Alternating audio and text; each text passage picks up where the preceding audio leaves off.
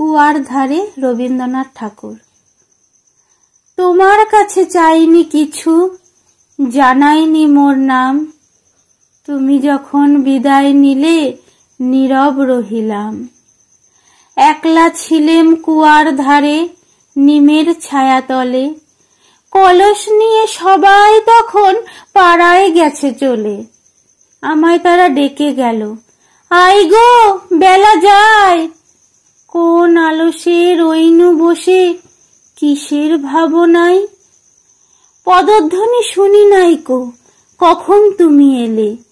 কইলে কথা ক্লান্ত কণ্ঠে, করুণ চক্ষু মেলে। তৃষা কাতর পান্থ আমি, শুনে চমকে উঠে জলের ধারা দিলেন ঢেলে তোমার করপুটে।